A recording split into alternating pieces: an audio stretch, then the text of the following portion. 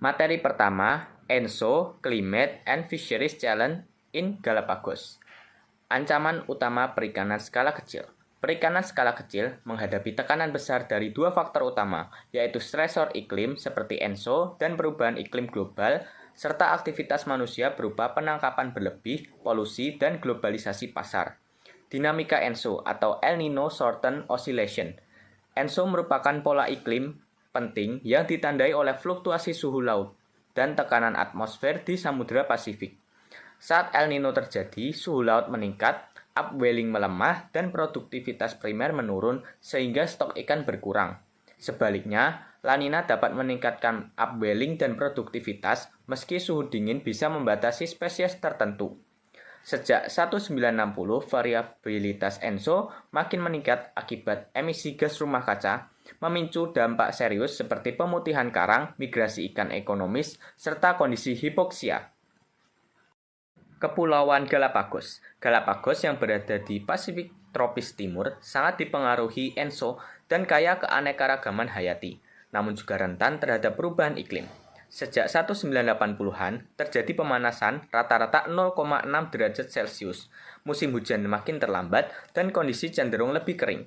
Hal ini mengancam terumbu karang, memicu masuknya spesies invasif, serta berdampak pada keberlanjutan perikanan skala kecil. Untuk menjaga ekosistem, Galapagos Marine Reserve atau GMR dibentuk pada 1998 sebagai kawasan perlindungan laut. Tantangan perikanan Galapagos. Beberapa permasalahan yang dihadapi adalah overfishing, praktik perikanan ilegal, dan bycatch terhadap spesies dilindungi. Lemahnya tata kelola serta konflik antara kepentingan, konservasi, dan pemanfaatan ekonomi memperburuk situasi. Beberapa spesies bernilai ekonomi tinggi seperti grouper dan teripang kini telah mengalami overfishing. Perubahan iklim dan ENSO semakin memperparah masalah ini. Yang kedua yaitu ENSO and Climate Change Impact on the Galapagos Marine Ecosystem and Fisheries Reserve. Variabilitas iklim di Eastern Tropical Pacific atau ETP termasuk Galapagos yang dipengaruhi oleh Pacific Decadal Oscillation atau PDO. Jangka panjang yaitu sekitar 20-30 tahun. Dan El Nino Oscillation atau ENSO jangka pendek sekitar 2-7 tahun. ENSO mencakup El Nino yaitu pemanasan laut, melemahkan upwelling, menurunkan produktivitas, dan La Nina yaitu pendinginan laut yang memperkuat upwelling dan meningkatkan produktivitas. Perubahan iklim diproyeksikan meningkatkan suhu laut hingga 3,9 derajat Celcius, sehingga memperkuat efek El Niño peristiwa El Nino ekstrem pada tahun 1982, tahun 1983, dan 1997 atau 1999, yang menimbulkan dampak ekologi dan perikanan. Paling parah, sedangkan El Nino tuh pada tahun 2015 atau 16 lebih ringan. Secara keseluruhan, perubahan ini dapat memicu pergeseran distribusi spesies, degradasi ekosistem, penurunan stok ikan, hilangnya keanekaragaman hayati, serta meningkatnya kerentanan sosial ekonomi nelayan kecil. Selain itu, perubahan iklim juga berpotensi memperpanjang durasi El Nino dan memperpendek jeda antar peristiwa, sehingga tekanan pada ekosistem semakin besar. Kondisi laut yang lebih hangat dapat memicu bleaching pada terumbu karang yang menjadi habitat penting bagi banyak spesies. Fluktuasi produktivitas primer akibat ENSO berdampak langsung pada rantai makanan, mulai dari plankton hingga predator puncak. Jika tren ini berlanjut, keberlangsungan perikanan di Galapagos akan semakin sulit dipertahankan tanpa adanya strategi adaptasi yang kuat. Selanjutnya, pada tabel ke-1, menyajikan ringkasan dampak sosial ekologi ENSO khususnya El Nino pada tahun 1982, 1997, dan 2015. Itu termasuk 1. Peningkatan suhu permukaan laut, penurunan produktivitas primer, kematian massal karang, dan penurunan populasi penguin Galapagos, iguana laut, serta singa laut pada tahun 1982. Yang kedua yaitu fluktuasi hasil tangkap terapung, lobster berduri, teripang, dan tuna. Yang ketiga, perubahan perilaku nelayan dan kesulitan penangkapan. Yang keempat, variasi nelayan mengenai perubahan suhu laut, kondisi iklim, hingga dampaknya terhadap keselamatan penyelam dan hasil. Hal ini ditekankan bahwa penelitian di Galapagos masih cenderung berfokus pada dampak TNO terhadap spesies komersial penting, yaitu seperti lobster, teripang, kerang layar. Tetapi, aspek sosial ekonomi masih kurang diperhatikan. Hal ini menyebabkan pemahaman yang terfragmentasi dan membatasi kemampuan pembuat kebijakan dalam merumuskan strategi adaptasi dan mitigasi.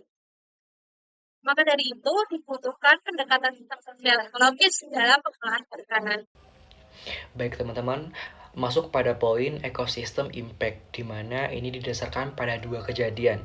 Yang pertama itu pada El Nino tahun 1982 hingga 83, di mana ini mengakibatkan adanya kenaikan suhu permukaan laut, yakni SST menjadi lebih dari 28,5 derajat Celcius. Hal ini menyebabkan terjadinya penurunan produktivitas primer. Kenapa? Karena pada saat suhu terlalu panas, mengakibatkan upwelling itu tuh terganggu. Akibatnya fitoplankton yang ada pada dasar rantai makanan itu menjadi menurun akibat tidak adanya asupan nutrien dari pasokan oleh upwelling seperti itu. Yang kedua, terjadinya kerusakan terumbu karang sebesar 95% hingga 99%. Ini diakibatkan oleh suhu panas yang membuat coral bleaching atau karang memutih yang menyebabkan sehingganya hampir semua karang mati seperti itu teman-teman.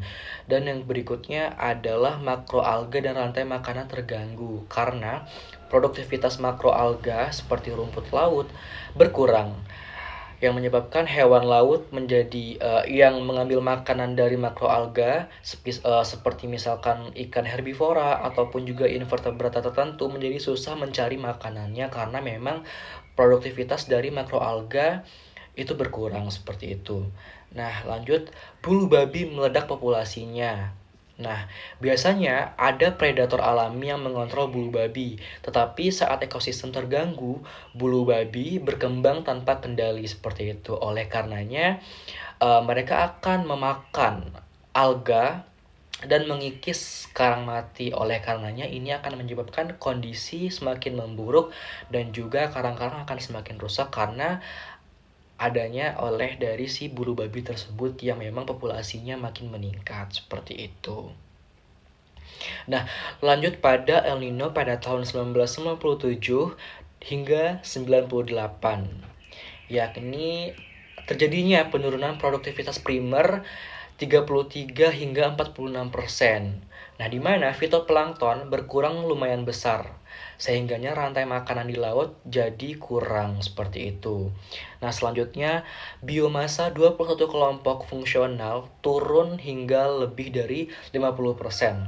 Sebagian besar kelompok organisme seperti ikan kecil, ikan besar, karang, molus dan sebagainya itu tuh jumlahnya berkurang lebih dari separuh seperti itu. Yang sedangkan pada 8 kelompok seperti bulu babi, dan juga maupun teripang, lobster dan lain-lain itu tuh mereka justru semakin meningkat, biasanya karena memang kompetitor atau predator mereka berkurang.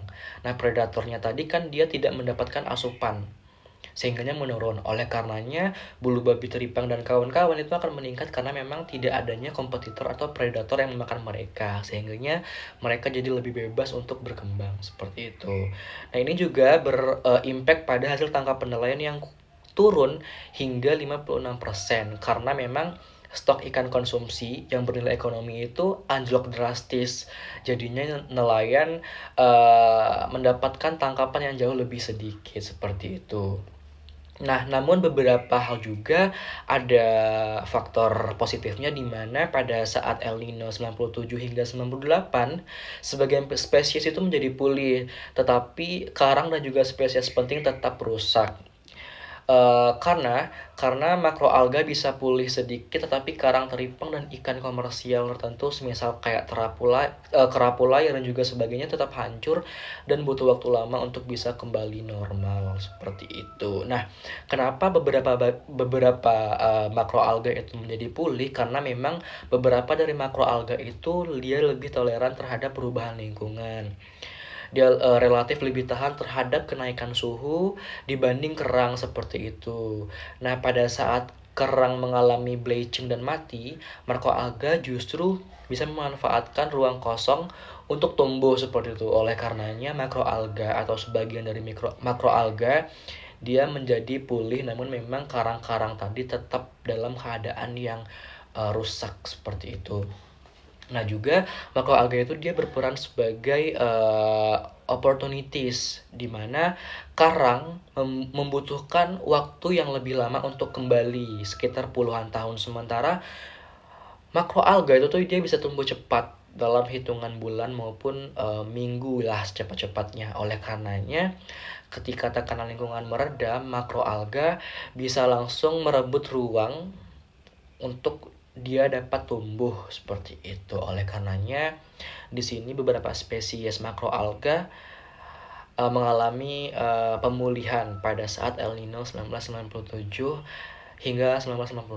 Namun secara garis besar, El Nino ini menyebabkan berbagai banyak pengaruh negatif terhadap kelangsungan hasil laut seperti itu, dan juga akan berimpact kepada kita sebagai manusia yang mengkonsumsi hasil laut tersebut seperti itu. Oke teman-teman, sekarang kita akan membahas terkait dengan gambar ini, dimana ini dapat dikatakan sebagai rekam jejak dari El Nino pada tahun ke tahun, dari tahun ke tahun seperti itu. Ini dimulai dari tahun 1950 hingga 2022, teman-teman. Nah, dimana teman-teman bisa melihat bahwa ada beberapa indikator, yakni di sumbu X ini tuh merupakan tahunnya, sedangkan di sumbu Y itu merupakan nilai Oceanic Nino Index atau Oceanic El Nino Index, ONI gitu. Nah, untuk indikator merah ini menandakan bahwa adanya El Nino secara ekstrim. Nah, teman-teman bisa lihat bahwa ini terjadi pada tahun 1982, dan juga 1983. Setelah itu terdapat pada 1998, 97 sampai 98, dan juga 2015 2016, teman-teman. Ya, ada 3 kejadian yang memang benar-benar El Nino itu sangat ekstrim pada tahun tersebut. Nah, adapun juga dengan warna orange, yakni ya El Nino biasa. Ini bisa teman-teman lihat juga ada di tahun 1953 katakan, dan lain-lainnya. Terus juga untuk abu-abu ini netral dalam artian dia tidak El Nino dan juga tidak La Nina. Maaf kalau salah, mau dikoreksi. Nah, yang untuk biru ini tuh dia La Nina, teman-teman. Nah, seperti itu. Jadi intinya pada plus 0,5 itu dia El Nino, namun minus 0,5 itu dia La Nino, seperti itu.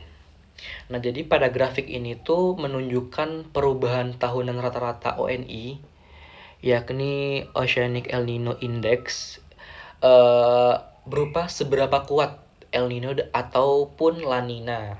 Nah, yang saya sebutkan tadi bahwa batang, ya kita katakan batang merah, orange, abu-abu dan juga biru itu merupakan indikator dari tingkatan pada El Nino dan juga La Nina seperti itu. Nah, intinya grafik ini tuh menggambarkan tentang sejarah kejadian El Nino dan juga La Nina dari tahun 1950 hingga 2022, yang menunjukkan kapan Laut Pasifik mengalami kondisi ekstrim yang mempengaruhi iklim global dan juga ekosistem laut seperti Galapagos seperti itu ya. Ini semacam rekam jejak iklim yang melihat kapan laut dunia mengalami pemanasan dan juga pendinginan, yakni pemanasan ya El Nino, posisi di mana naiknya suhu, dan pendinginan La Nina, ya penurunan suhu laut seperti itu.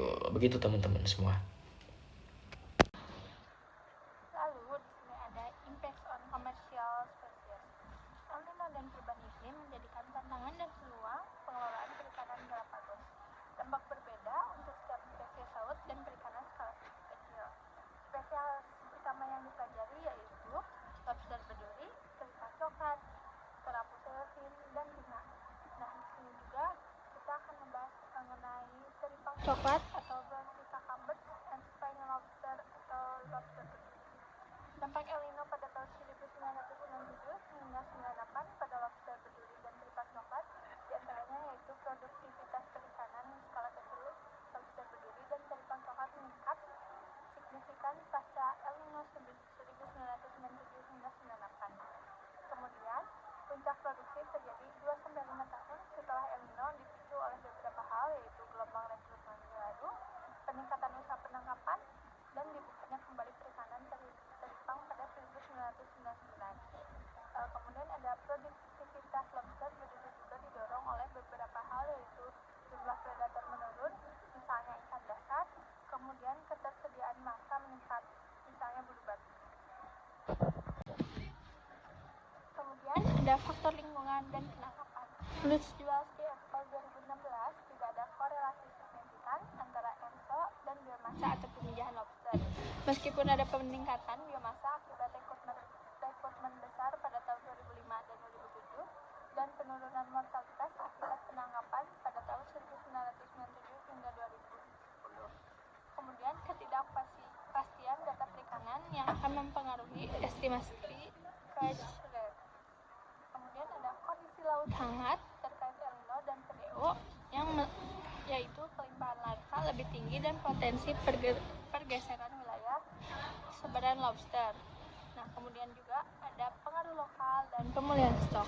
Faktor lokal, karakteristik ENSO, dan tekanan penangkapan akan mempengaruhi stok lobster. Kemudian ada variasi usaha dan penangkapan pada tahun 1997 hingga 2011 akan menyebabkan over exploitation dan pemulihan stok. Kemudian ada over exploitation yang akan meningkatkan kerentanan terhadap perubahan lingkungan yang akan juga menurunkan resiliensi terhadap El Nino ekstrim. Nah, ada juga pemulihan stok. Biomasa meningkat, struktur umur lebih sehat, kemudian resiliensi meningkat terhadap fluktuasi iklim. Nah, yang terakhir, pola itu juga terlihat pada spesies laut lain. Pemulihan dari overexploitation meningkatkan ketahanan terhadap variabilitas lingkungan. Dampak El Nino 1982-83 yaitu penurunan hasil tangkapan silent grouper, white spotted sandbass, dan Galapagos cichlid break. Penyebabnya yaitu migrasi ikan ke perairan lebih dalam dan lebih dingin, menurunkan catchability atau daya tangkap. Terus ada dampak El Nino 1997-98, black mullet mengalami peningkatan reproduksi dan rekrutmen yang nantinya hasil tangkapan meningkat pasca El Nino. Terus ada sailing grouper yaitu sempat meningkat hasil tangkapan dan CPUE saat El Nino, tetapi menurun kembali setelah kondisi normal. Lalu ada dampak El Nino 2015-16, catchability ikan demersal besar termasuk herring grouper, scorpion fish, bass snapper meningkat signifikan. Penyebabnya yaitu berkurangnya biomasa mangsa, predator kelaparan dan akan lebih mudah tertangkap. Resikonya yaitu memperparah overfishing terutama pada sailing grouper dan white spotted sandbass. Keduanya endemik dan terancam punah menurut IUCN. Adapun analisis jangka panjang dari tahun 1994 hingga 2014 yaitu tidak ada korelasi signifikan antara kelimpahan sailing grouper dengan SST atau ONI. Namun, populasi lokal ada yang turun drastis saat El Nino atau La Nina ekstrim. Penting mempertimbangkan faktor lokal. Adapun prediksi dampak perubahan iklim di RCP 8.5 yaitu SST di Galapagos bisa mencapai 30,9 derajat Celcius, jauh di atas kisaran suhu optimal silent grouper antara 14,5 hingga 23,7 derajat Celcius. Diproyeksikan terjadi penurunan biomasa 8 hingga 16% hingga tahun 2100. Risiko besarnya yaitu perpindahan habitat, gangguan rekrutmen larva, hilangnya habitat penting mangrove untuk juvenil, terumbu karang atau karang berbatu untuk dewasa. Adapun rekomendasi pengelolaan yang pertama, diberlakukan aturan ukuran minimum tangkap kuota dengan penutupan area atau waktu tertentu. Ya, dan yang kedua, manajemen partisipatif berbasis bukti agar populasi seiring grouper bisa pulih. Berikut penjelasan tabel 3, Observed and Expected Social Ecological Impacts of El Nino and Climate Change on Target Species. Isi tabel di bawah ini merupakan memperlihatkan dampak El Nino dan perubahan iklim terhadap 4 komoditas utama Galapagos, yaitu pertama, brown sea cucumber, penny lobster, sailfin grouper, and whitefish species, dan keempat, tuna dan ikan sejenis. Kode warna dampaknya yaitu yang hijau menandakan meningkat, yang merah atau minus menurun, kuning sama dengan yaitu tidak ada dampak, abu-abu tidak jelas, dan kosong tidak ada data. Untuk saline grouper and whitefish pada tahun 1982-83 dampaknya negatif, yang menandakan hasil tangkapan menurun. Pada tahun 1997-98 dampak awal positif atau hasil tangkap naik lalu menurun kembali. Dan untuk 2015-2016 catchability meningkat ditandakan dengan positif tetapi berisiko memperburuk overfishing. Dan prediksi iklim itu dampaknya negatif atau penurunan biomasa dan pergeseran habitat. Tabel di bawah ini berfungsi untuk memperlihatkan bagaimana respon tiap spesies berbeda-beda. Ada yang justru meningkat populasinya pasca El Nino, sementara ada yang justru sangat tertekan. 2.2.3 Tuna dan spesies jenis tuna. Yang pertama yaitu karakteristik tuna dan spesies jenis tuna ini bersifat migratori tinggi dan lintas batas, yaitu memiliki kemampuan untuk bermigrasi jauh melintasi samudra, dan migrasinya mengikuti pola tahunan untuk mencari makan ataupun berkembang biak gitu. Yang selanjutnya itu distribusi dari tuna ini sendiri, distribusi dinamis yang dipengaruhi oleh variabilitas iklim atau ENSO dan perubahan jangka panjang kondisi geografis. Yang kedua itu pentingnya tuna dan spesies jenis tuna. Tuna dan spesies jenis tuna ini penyumbang besar pada ketahanan pangan, mata pencarian, dan ekonomi bagi negara-negara ETP atau Eastern Tropical Pacific seperti Ekuador, Panama, Costa Rica, dan Kolombia. Nah, di Galapagos sendiri, perikanan skala kecil atau pesca de altura ini berkembang pesat karena meningkatnya permintaan lokal dan sektor pariwisata. Perubahan iklim ini sangat berpengaruh bagi distribusi tuna. Perubahan suhu dan pola sirkulasi akibat ENSO dan perubahan iklim ini sangat mempengaruhi penyebaran larva dan habitat ikan tuna sendiri, serta menggeser sebaran geografis spesies seperti tuna sirip kuning, bonito, dan ikan lemadang. Nah, selain itu, tuna sirip kuning, bonito, dan ikan lemadang ini berpotensi migrasi ke wilayah-wilayah pesisir dari Chili Utara hingga Ekuador Selatan karena perubahan iklim yang terjadi, dan ini dapat mengurangi kelimpahan yellowfin tuna sendiri di Galapagos Marine Reserve. Prediksi proyektif dan ketidakpastian ilmiah. Proyeksi oleh Erauskin, Exramiana et al. 2019 dan Senina et al. 2018 ini memperkirakan adanya peningkatan populasi cakalang dan tuna sirip kuning di wilayah tropis dan sebagian besar YE pasisir pada akhir abad ini dengan peningkatan biomasa yang signifikan. Dengan mempertimbangkan skenario RCP 8,5, tangkapan bisa naik hingga 107% pada akhir abad. Namun ada faktor pembatas, yaitu pengasaman laut yang dapat mengurangi kelangsungan hidup larva yang mengarah pada penurunan biomasa sebesar 2% pada tahun 2100.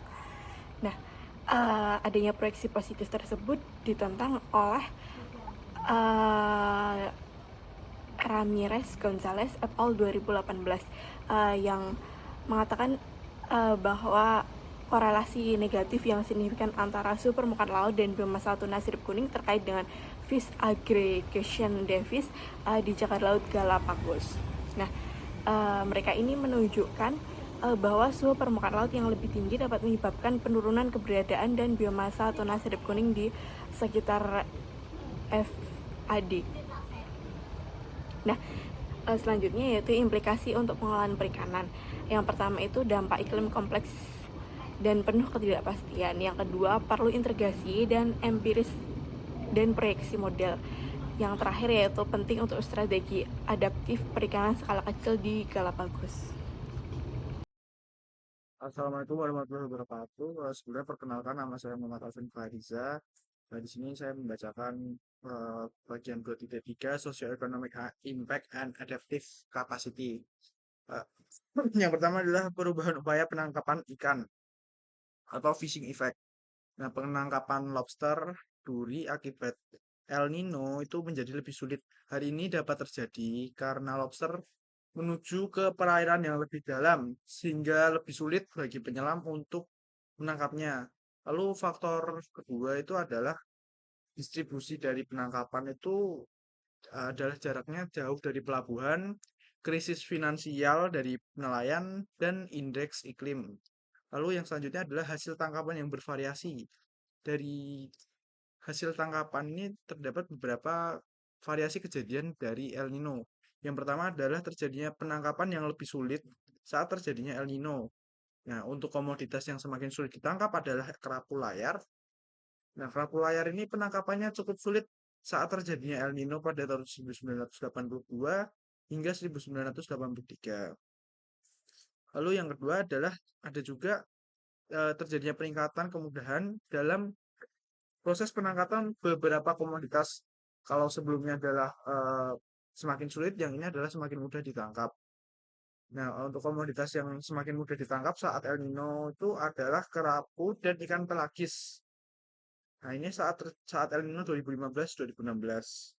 Lalu selanjutnya ada faktor-faktor kunci yang mempengaruhi nelayan. Nah, untuk faktor-faktor kunci yang mempengaruhi nelayan adalah ada keputusan lokasi memancing dan hasil tangkapan. Itu sangat dipengaruhi oleh suhu permukaan laut, gelombang, dan suhu udara. Selanjutnya adalah dampak negatif El Nino pada kesejahteraan nelayan. Yang pertama adalah adanya penurunan stok ikan selama El Nino 1982, 1983, 1997, 1998, dan 2015 dan 2016. Hal ini dapat terjadi karena adanya migrasi ikan menuju ke perairan yang lebih dalam atau lebih tenang, sehingga menyebabkan kesulitan untuk penangkapan, yang menyebabkan harga ikan menjadi melambung tinggi karena kurangnya stok di pasar. Nah, beberapa konsekuensi langsung kepada nelayan itu adalah volume tangkapan dan volume pendapatan nelayan itu turun drastis. Terus yang selanjutnya adalah biaya dan tingkat kesulitan dari penangkapan itu sendiri itu meningkat. Dan yang ketiga adalah adanya ancaman kepada keberlangsungan hidup nelayan karena kurangnya pendapatan dan sulitnya stok ikan. Dan ini juga berkesinambungan terhadap ketahanan pangan pada komunitas lokal. Yang selanjutnya adalah pengetahuan lokal dan lokasi perlindungan. Nah, nelayan sendiri itu biasanya melakukan identifikasi situs perlindungan laut selama El Nino itu biasanya berlokasi di sisi utara Pulau Isabela, Pulau Fernandina, dan di Selat Bolivar. Selanjutnya untuk karakteristik area ini biasanya lebih dingin dan dapat digunakan menjadi tempat berkumpulnya ikan serta invertebrata. Sehingga cocok untuk dijadikan lokasi perlindungan selama El Nino. Selanjutnya adalah kapasitas adaptasi nelayan. Adaptivitas nelayan ini tergolong bukan yang sangat baik atau bukan yang sangat buruk juga. Jadi bisa dibilang di tengah-tengah atau sedang. Nah, adapun beberapa hambatan yang menyebabkan tingkat adaptasi nelayan ini tergolong sedang-sedang saja. Beberapa di antaranya adalah tingkat pendidikan nelayan itu tergolong rendah atau bukan orang yang memiliki pendidikan tinggi. Biasanya hanya ada di SD atau SMP, bahkan untuk SMA itu sudah sangat jarang. Terus selanjutnya adalah adanya keterbatasan keterampilan komputasi. Hal ini juga berkesinambungan dengan tingkat pendidikan yang sebelumnya. Apabila tingkat pendidikannya rendah, otomatis mungkin untuk pengetahuan komputasinya juga tidak sebaik yang memiliki tingkat pendidikan yang lebih baik. Dan selanjutnya adalah hambatan bahasa. Hambatan bahasa ini juga berkesinambungan dengan tingkat pendidikan dan pada umumnya itu juga berkesinambungan dengan tingkat ekonomi nelayan karena biasanya yang menjalani nelayan itu memiliki tingkat ekonomi yang bisa dibilang biasa saja atau kadang tergolong masyarakat miskin eh, dan ini berhubungan langsung dengan tingkat pendidikan nelayan yang tergolong rendah tadi. Sekian presentasi dari saya pada bagian saya Socio-Economic Impact dan Adaptive Capacity. Terima kasih.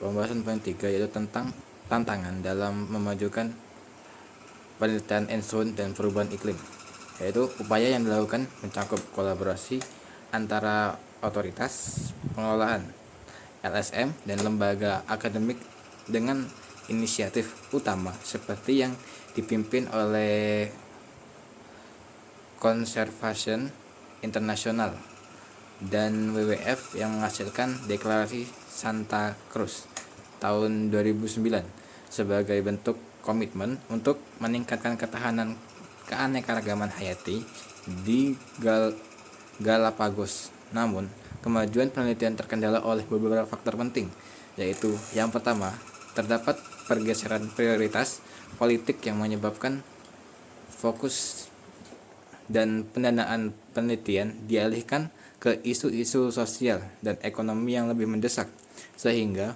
penelitian terkait perubahan iklim kurang mendapat perhatian optimal. Contohnya, setelah deklarasi Santa Cruz, lebih banyak sumber daya diarahkan untuk evaluasi dan mengelola Taman Nasional Galapagos dan kawasan konservasi terkait pengembangan peraturan dan zonasi kawasan lindung. Lalu yang kedua, sifat geografi kepulauan Galapagos yang terisolasi yang membuat penelitian jangka panjang memerlukan investasi tinggi, sedangkan ketergantungan pada hibah dan donasi eksternal menyebabkan keberlangsungan dan kontinuitas riset menjadi rentan. Lalu yang ketiga, meskipun terjadi peningkatan penelitian mengenai dampak ENSO dan perubahan iklim terhadap perikanan Galapagos, hambatan tata kelola yang lemah tetap membatasi kemajuan optimal dalam bidang ini. Lalu yang keempat, lanskap penelitian masih terisolasi karena kurangnya kolaborasi antara pemerintah, LSM, dan komunitas nelayan. Akibatnya, terjadi fragmentasi sosial dan data antar lembaga yang tidak terbagi secara efektif. Itu menurut Moara et al. Pada tahun 2024. Lalu yang poin kelima, tidak adanya repositori data terpusat dan protokol berbagi data standar menghambat penelitian komprehensif lintas disiplin.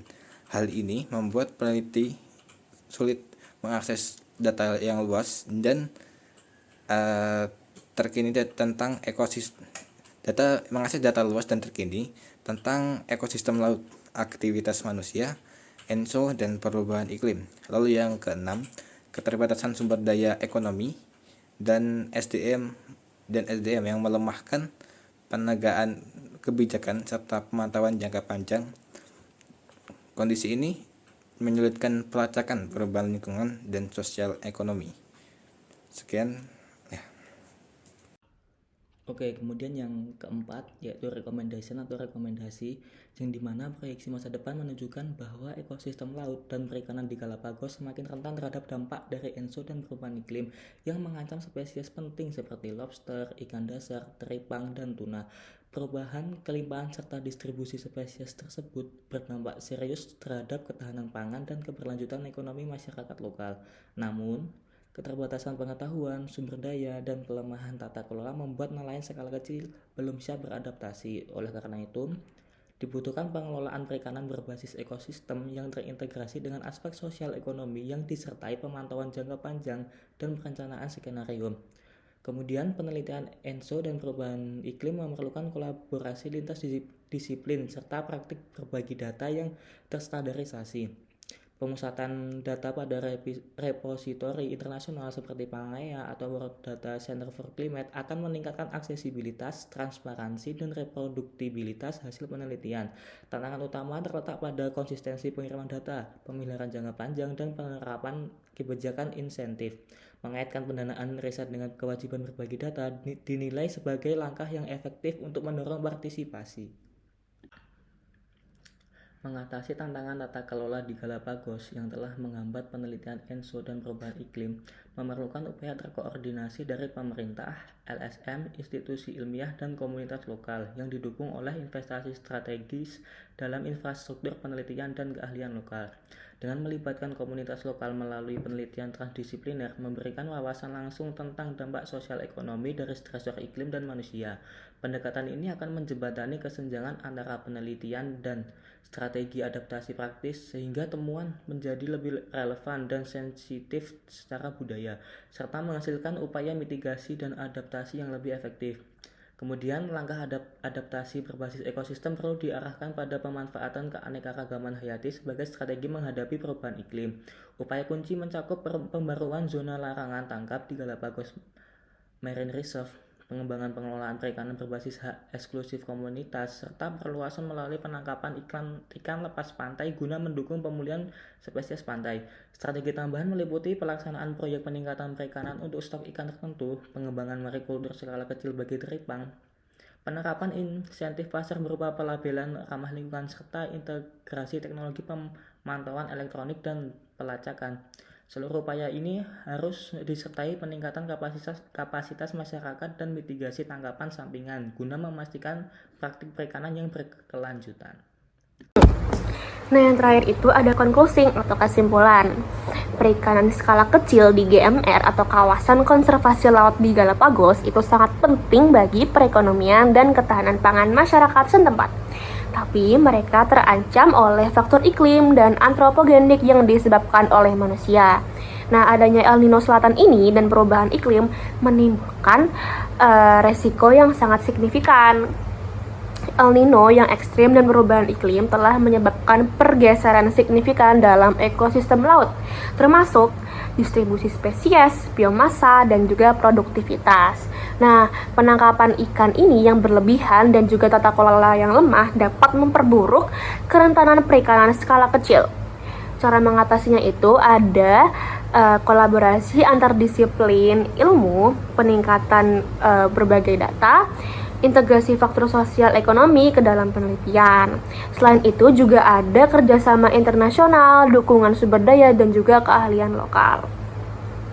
Pendekatan berbasis ekosistem dikembangkan berguna untuk mengurangi ancaman dari El Nino Selatan dan perubahan iklim yang disebabkan oleh manusia seperti illegal fishing, overfishing yang sangat penting untuk membangun kapasitas ilmiah, kelembagaan, partisipasi masyarakat, dan mengintegrasi wawasan ilmiah ke pengambilan kebijakan guna untuk melindungi integrasi sosial ekologis di Kepulauan Galapagos untuk menghadapi kesulitan masa kini dan masa depan. Terima kasih.